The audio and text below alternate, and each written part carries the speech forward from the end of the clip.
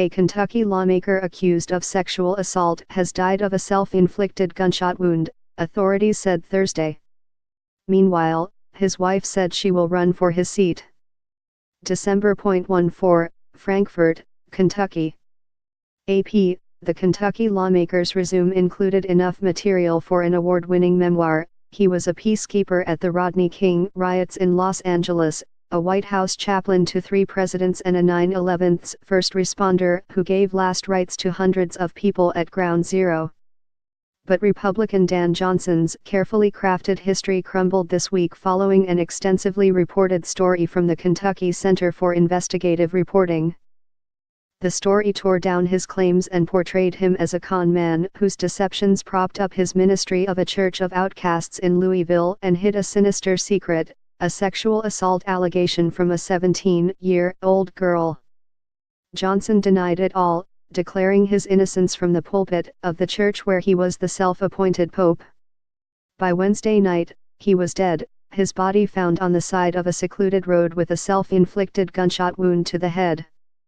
The death of the 57-year-old jolted Republican leaders, who were already struggling with a sexual harassment scandal that toppled the state's first GOP House Speaker in nearly 100 years, plus 3 other Republican committee chairmen. Most in the party had already turned their back on Johnson, calling for his resignation following the sexual assault allegation and his history of posting racist photos on Facebook that depicted President Barack Obama and First Lady Michelle Obama as monkeys. By Thursday, many were offering messages of sympathy while acknowledging Johnson's complex life. Caption close He was passionate about others, I saw it often yet he needed help himself, GOP State Rep. Jim Duplessis, who sat beside Johnson on the House floor, posted on Twitter. Johnson's wife, Rebecca Johnson, said her husband was the victim of a high-tech lynching and announced she would run to replace him in the legislature.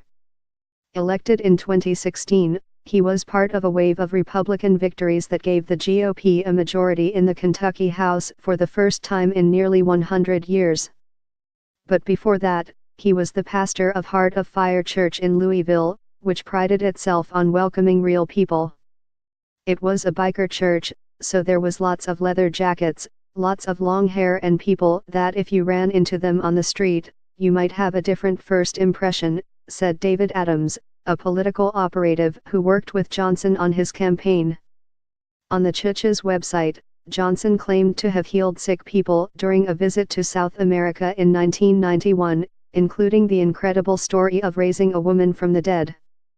The miracles were detailed in a letter from David Fisher, pastor of a church in California.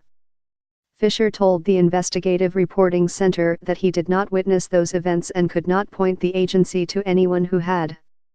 On his financial disclosure forms, Johnson listed his only source of income as workers' compensation from the state of New York.